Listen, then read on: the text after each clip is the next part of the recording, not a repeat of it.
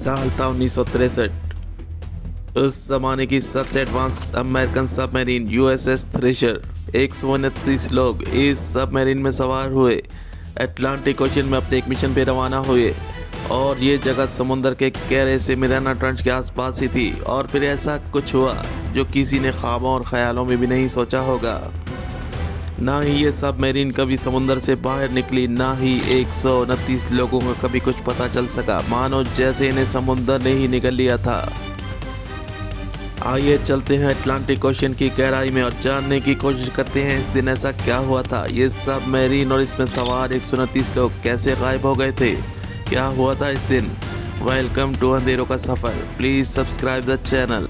Atlantic Ocean वो समुंदर है जहां सबसे ज़्यादा शिप डूब चुके हैं, और अटलांटिक ओशन ही वो समुंदर है जहां सबसे गहरा मकाम मरियाना ट्रेंच है।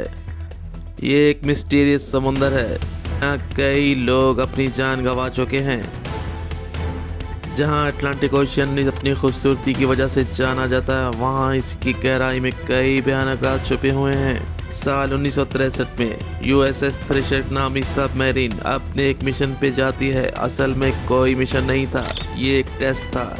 दरअसल ये सबमरीन मेंटेनेंस के बाद अपने टेस्ट ड्राइव के लिए अटलांटिक ओशन में 1000 फीट समुंदर के अंदर जाना था, लेकिन कुछ ऐसा भयानक होने वाला था जिसकी तवक्को खुद सबमरीन में बैठे हुए लोगों को नहीं थी। जब इस सबमरीन को समुंदर के अंदर उतारा गया तो सब कुछ नॉर्मल था। एक यूएसएस नेवी का शिप जो समुंदर के सरफेस पर था, जो इस सबमरीन से मुसलसल राब्ते में था।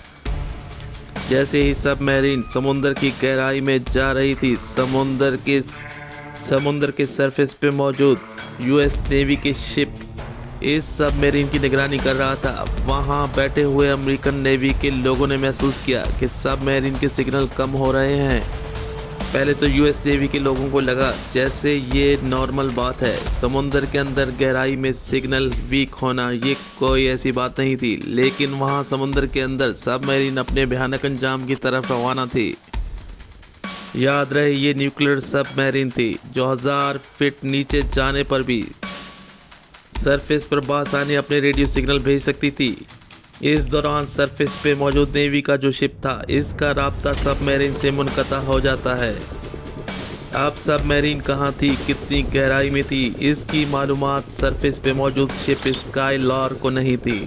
अमूमन ये सबमरीन 1000 फीट समुंदर की गहराई के अंदर जाने के लिए बनाई गई थी, और टेस्ट भी 1000 फीट गहराई में जाने का था। अब समुंदर के सरफेस पे अमेरिकन नेवी के शिप स्काईलार में खलबली मच गई। आखिर सबमरीन कहाँ गई? इतने में रेस्क्यू ऑपरेशन लॉन्च किया गया। काफ़ी खोज के बाद समुंदर की गहराई में इस सबमरीन के टुकड़े मिले थे, लेकिन 129 लोगों का कुछ भी पता न चल सका कि वो कहाँ गए। किसी भी इंसान का जिस्म या मुर्दा हालत में ना मिल सका। ऐसा महसूस हो रहा था जैसे समुंदर ने इन्हें निकल लिया था। पहले तो यूएस नेवी ने यह समझा कि शायद न्यूक्लियर प्लांट के फटने से इस सबमरीन को हादसा हुआ, लेकिन बाद में न्यूक्लियर रिएक्टर बिल्कुल ठीक हालत में समुंदर के नीचे पड़ा हुआ मिला था।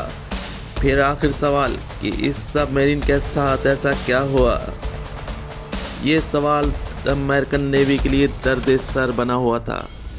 यूएस नेवी की तरफ से मुकम्मल छानबीन जारी रखी जाती है। कई हफ्ते लगते हैं।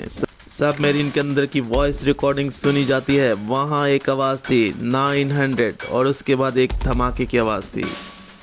अब ये 900 क्या था? क्या ये 900 फीट था या कुछ और? आइए मज़ीद जानते हैं। अब इस सबमरीन ने 1000 फीट गहराई में जाना था।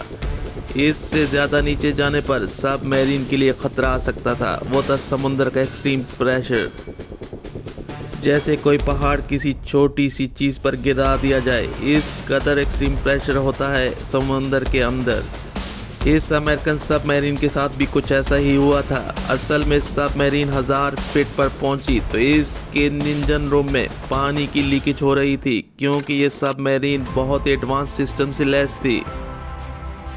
जैसे ही पानी इंजन में दाखिल हुआ तो इंजन ने ऑटो पर एटॉमिक रिएक्टर को ऑफ कर दिया, जिसकी वजह से सबमरीन की वोल्टेज सिस्टम बंद हो चुका था। अब इस सबमरीन में बैठे हुए लोगों को ये नहीं मालूम था कि वो कितनी गहराई में हैं।